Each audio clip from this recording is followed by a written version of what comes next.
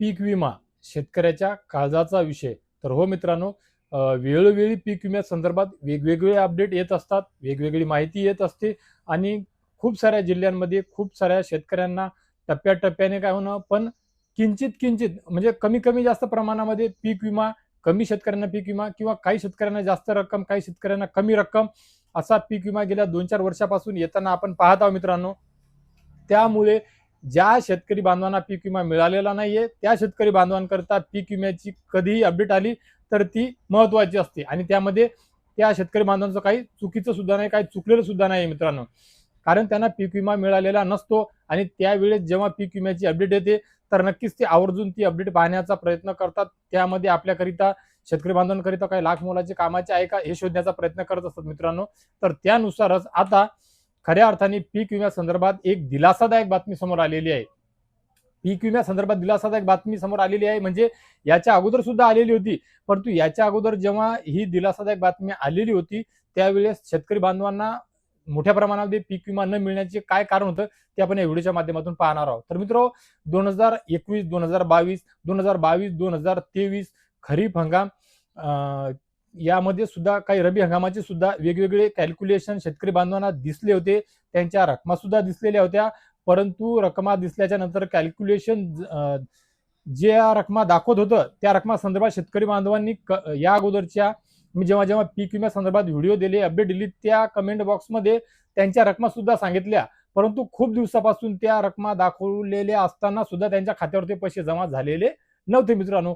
तर यामागचं मूळ कारण राज्य शासनाकडचा कंपनीला आपल्या शेतकरी बांधवांच्या वतीने जो एक निधी द्यावयाचा असतो, शासन निर्णय काढून ते निधी उपलब्ध करून द्यावयाचा असतो, तो दिल्या गेलेला नव्हता आणि या संदर्भात वेळोवेळी खूप साऱ्या अभ्यासू इन्फ्लुएन्सरनी, डिजिटल क्रिएटरनी म्हणजे जे तुमच्यापर्यंत शेतकरी संबंधित अपडेट देत असतात यांनी सुद्धा या अगोदरच सांगितलं होतं. ज्यामध्ये आपल्या महाराष्ट्र राज्यातील बुलढाणा जिल्ह्यातले सुद्धा ज्ञानेश्वर खरात पाटील आहेत, सोबतच प्रभाकर सर आहेत. यांनी सुद्धा वेळोवेळी सांगितलेलं होतं की जोपर्यंत राज्याच्या वतीने हिस्सा मिळत नाही तोपर्यंत शेतकरी बांधवांना त्यांच्या हक्काचा पीक विमा मिळणार नाहीये. तर आता मित्रांनो, तो मार्ग सुद्धा मोकळा होताना दिसत आहे.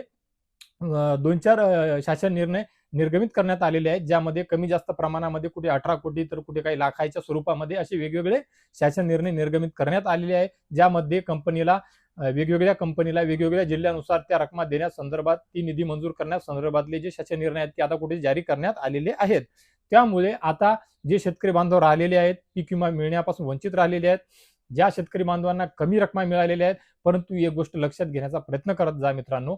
हा जो विषय आहे, हा जो पीक विमा आहे, मी आता सुद्धा सांगितलं, परत एकदा सांगत आहे, हा 2025-26 चा सध्या नाही आहे. याला कदाचित एप्रिल महिन्यात आता उद्यापासून उजाडणारच आहे. त्यामुळे एप्रिल महिन्यात तरी आपण आशा बाळगूया की 8-15 दिवसाच्या आत कॅल्क्युलेशन जे अवेटेड राहिलेले आहेत, ज्या जिल्ह्यांचे, काही जिल्ह्यांचे सुरू झाले, त्या जिल्ह्यांचे कॅल्क्युलेशन व्हायला सुद्धा सुरुवात व्हावी आणि त्यांचे रकमा दिसावा आणि पैसे सुद्धा मिळावे. आणि ज्या जिल्ह्यांचे कॅल्क्युलेशन झालेले आहेत, रकमा दिसत आहेत कमी जास्त प्रमाणामध्ये काय होणं, परंतु त्यांच्या खात्यावर, आधार संलग्न खात्यावर त्यांच्या हक्काच्या पीक विम्याचे अनुदान जमा व्हायला हवे, याकरिताची आपण आशा बाळगू शकतो आणि एप्रिल महिन्यामध्ये कदाचित हे आपल्याला पाहाव्या सुद्धा मिळेल.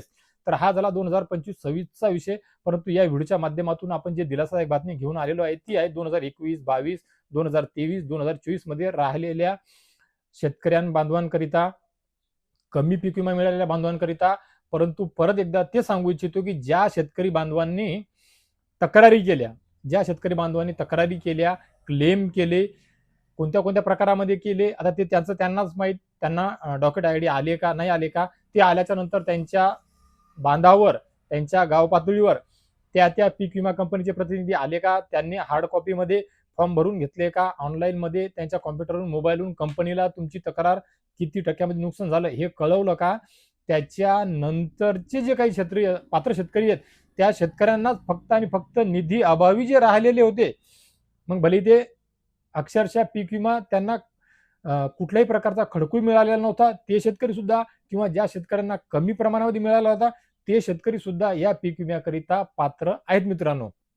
तर त्या जवळपास सर्व शेतकरी बांधवांना ज्यांचे क्लेम स्टेटस झालेले होते, म्हणजे कॅल्क्युलेशन झालेले होते, ज्यांच्या रकमा दिसून आजपर्यंत पैसे आलेले नव्हते, ज्या शेतकरी बांधवांना कमी रकमा मिळालेल्या होत्या, त्या सर्व शेतकरी बांधवांना त्या जिल्ह्यामध्ये त्यांच्या आधार संलग्न खात्यावर आता लवकरच पीक विमा कंपनीकडून पीक विमा मिळण्याकरिता सुरुवात होईल मित्रांनो. आणि या मागच्या जुन्या पीक विम्यासोबतच 2025-26चा सुद्धा पीक विमा मिळण्याकरिता कॅल्क्युलेशन होण्याकरिता सुरुवात होईल. परंतु मला वाटते हे 5 एप्रिल पासून पुढे होईल आणि 15-16 एप्रिल पर्यंत खूप साऱ्या शेतकरी बांधवांच्या खात्यावर हा विमा जमा झालेला असावा, असा एक प्रथम दर्शनी अंदाज आहे जो आपण पाहू शकतो. आणि तसं घडल्यास नक्कीच कमेंट बॉक्समध्ये तुम्ही सुद्धा कळवा, जेणेकरून इतर शेतकरी बांधवांना सुद्धा कळेल की नाही बा चला ठीक आहे, काय हरकत नाही, आपल्या जिल्ह्यामध्ये नाही आला पण काही जिल्ह्यामध्ये तरी सुरू झाला. काही जिल्ह्यामधलं जे कॅल्क्युलेशन बाकी होतं, कॅल्क्युलेशन अविटेड दाखवत होतं, ते सुद्धा व्हायला सुरुवात झालेली आहे. खऱ्या अर्थाने वाशिम जिल्हा, बुलढाणा जिल्हा या जिल्ह्यांमध्ये निदान कॅल्क्युलेशन व्हायला तरी सुरुवात व्हायला हवी होती, गरजेचं होतं, आवश्यक होतं. कारण की या जिल्ह्यामध्ये सुद्धा कृषी मंत्र्यांनी, आपत्ती व्यवस्थापन मंत्र्यांनी सुद्धा भेटी दिलेल्या होत्या, तिथली परिस्थिती पाहिलेली होती. मराठवाड्यामध्ये मोठ्या प्रमाणात नुकसान झालं, तिथले कॅल्क्युलेशन व्हायला सुद्धा सुरुवात झालेली आहे, हरकत नसावी. परंतु या व्यतिरिक्त वाशिम जिल्हा, बुलढाणा जिल्हा हे सुद्धा असे काही जिल्हे आहेत ज्यामध्ये खूप मोठ्या प्रमाणामध्ये अतोनात नुकसान झाले होते शेतकरी बांधवांचं, शेतीचं, शेती पिकांचं, गुराढोरांचं, गोठ्यांचं. त्यामुळे हे कॅल्क्युलेशन आजपर्यंत व्हायलाच हवे होते. परंतु शेवटी कंपनी, सरकार, निधी, तांत्रिक यंत्रणा, नवीन अपडेट असे वेगवेगळ्या गोष्टी, वेगवेगळे कारण आहेत. आणि याच्या व्यतिरिक्त जर याच्या मागे काही मानसिकता वाईट असेल किंवा राजकारण असेल तर ते आपल्याला माहित नाही. परंतु जे मूळ ठळक मुद्दे आपल्याला दिसतात ते म्हणजे निधी, तांत्रिक अडचणी, कंपनीमध्ये त्यांच्या पोर्टलवर आलेले अपडेट, या 3 गोष्टी आपण ठळक आपल्याला ज्या दिसत आहेत ते आपण बघू शकतो. त्यामुळे उशीर झाला असेल आपण असं मान्य करू शकतो मित्रांनो. असो, हरकत नाही. बघा तुमचे स्टेटस चेंज झालेले आहेत का? ज्या बांधवांचे स्टेटस चेंज झालेले त्यांना येत्या एप्रिलच्या पहिल्या आठवड्यामध्ये किंवा दुसऱ्या आठवड्यामध्ये रकमा जमा होतात का? तर ते नक्कीच या कमेंट बॉक्समध्ये या व्हिडिओच्या कळवा मित्रांनो. भले हा व्हिडिओ आज तुमच्यापर्यंत पोहोचेल, 8 दिवसांनी पोहोचेल, उद्या पोहोचेल, जेव्हा पोहोचेल तेव्हा तुमचा जिल्हा, तालुका कळवा, तुमच्या स्टेटसची काय परिस्थिती आहे ते कळवा. आणि एक गोष्ट अजून शेवट लक्षात ठेवा की खरोखर तुम्ही तक्रारी केलेल्या असतील, कंपनीच्या प्रतिनिधींनी तुमच्या इथे येऊन पाहणी केलेली असेल तरच तुम्ही शेतकरी बांधव 2025च्या अगोदरच्या म्हणजे 21, 22, 23, 24 या वर्षाच्या पीक विम्याकरिता पात्र ठरू शकता. तुम्ही तुमच्या मोबाईलमधून जर तक्रारी केलेल्या नसतीलच तर मग तुम्ही कुठल्याही पीक विम्याची अपेक्षा करू नये, ही स्पष्ट गोष्ट आहे. कारण की ज्यांनी तक्रारी करून सुद्धा त्यांना आतापर्यंत मिळालेली नाहीये, ज्यामध्ये तांत्रिक अडचण सोबत राज्याकडून कंपनीला न मिळालेला निधी, अशा वेगवेगळ्या गोष्टी, वेगवेगळे कारण आहेत, त्यामुळे ते वंचित राहिलेले आहेत. तर त्यांना जर नाही मिळाला तर साहजिक आहे तुम्ही तक्रारी केल्याच नाही. आणि राज्य शासनाने ज्या शेतकरी बांधवांनी तक्रारी केल्या नाही त्यांच्याकरिता कुठलं ठोस पाऊल उचललेलंच नाहीये, त्यामुळे तुम्हाला पीक विमा मिळणारच नाही. त्यामुळे तुम्ही हा व्हिडिओ पाहिल्याच्या नंतर किंवा त्यांच्यापर्यंत हा व्हिडिओ पोहोचला सुद्धा तरी तुम्ही नाराजी व्यक्त करून काहीही फायदा नाहीये. आम्हाला किंवा इतरांना अपडेट देणाऱ्यांना सुद्धा शिवीगाळ करून सुद्धा कमेंट बॉक्समध्ये वाईट कमेंट करून सुद्धा फायदा नाहीये.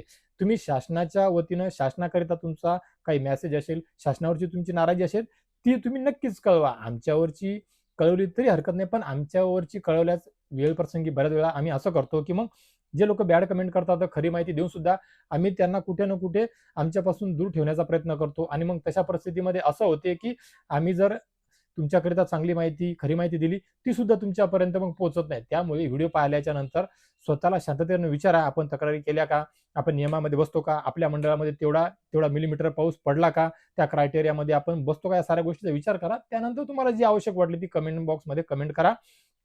तुमचे काही प्रश्न असतील तर प्रश्न विचारा, काही प्रतिक्रिया असतील तर प्रतिक्रिया नोंदवा, नक्कीच नोंदवा, हरकत नसावी. परंतु थोडंसं विचार करा आपण त्यामध्ये पात्र आहोत किंवा नाही. तर मित्रांनो, 2021, 22, 23, 24 यामध्ये राहिलेल्या शेतकऱ्यांकरिता एक आनंदाची, दिलासादायक, गोड बातमी होती जी आपणापर्यंत मी शेअर करण्याचा प्रयत्न केलेला आहे. मित्रांनो, 2-4 GRच्या शासनाच्या माध्यमातून आता कुठे ना कुठे कंपनीला हा निधी मिळून जाईल. हा निधी मिळाल्याच्या नंतर कंपनीच्या मार्फत तुमच्या आधार संलग्न खात्यावर हा पैसा जमा होण्याकरिता या 2 आठवड्यामध्ये सुरुवात होऊन जाईल मित्रांनो. तर मित्रांनो, या व्हिडिओच्या माध्यमातून तुर्तास एवढेच. आशा करतो नेहमीप्रमाणे या व्हिडिओच्या माध्यमातून जी खरी माहिती मी तुमच्यापर्यंत पोहोचवण्याचा प्रयत्न केलेला आहे, नक्कीच तुमच्याकरिता लाख मोलाची ठरेल, उपयोगी ठरेल. तर मित्रांनो, भेटूया एका नवीन व्हिडिओच्या माध्यमातून तुमच्या आमच्या नवीन उपयोगी माहितीसह आणि नेहमीप्रमाणे अजून एका गोड बातमीसह. तोपर्यंत धन्यवाद मित्र.